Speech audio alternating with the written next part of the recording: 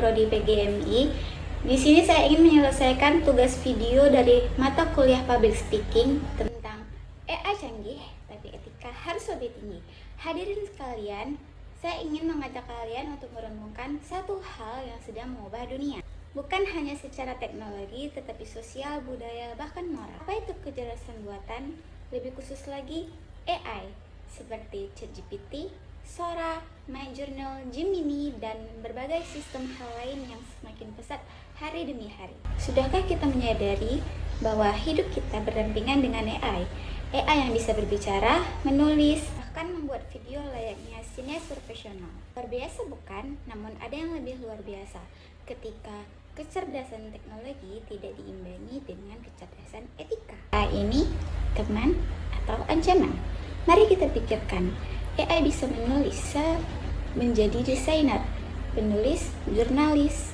Dia bisa membuat video, menggambar, menulis musik, bahkan bisa meniru suara seseorang. Di satu sisi, ini adalah peluang besar, tapi di sisi lain, ini adalah sebuah ancaman.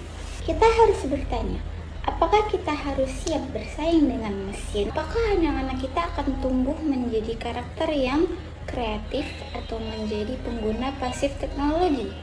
Namun, siapa yang akan bertanggung jawab jika AI menghasilkan sesuatu yang menyesatkan? Tanpa etika dan regulasi yang kuat, AI pun bisa menjadi pedang bermata dua, bisa menjadi solusi, bisa juga menghancurkan.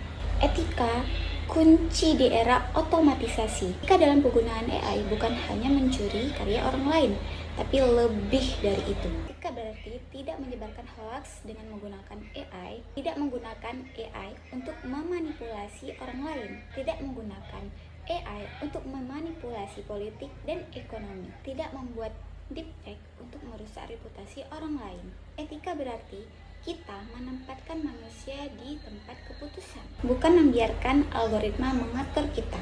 Kita memang butuh pendidikan secara digital, tapi bukan berarti kita hanya mengajarkan bersama AI, tapi bagaimana kita bisa menggunakan AI dengan bertanggung jawab. Tanggung jawab kita bersama, saya yakin teknologi akan terus berkembang. Kita tidak bisa menghentikannya, tapi kita bisa mengarahkannya.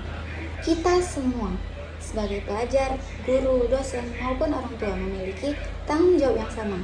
Kita menggunakan AI untuk sebuah solusi, bukan untuk keuntungan pribadi. Pemerintah harus hadir dalam bentuk regulasi, pendidik harus hadir dalam bentuk literasi digital, dan kita semua sebagai warga digital harus memiliki kesadaran moral. Jadilah pengendali, bukan untuk dikendalikan.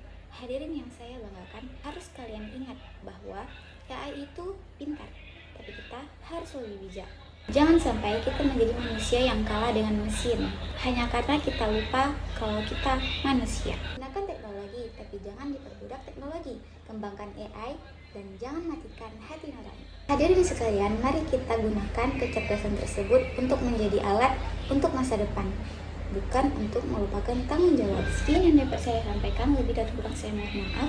Assalamualaikum warahmatullahi wabarakatuh.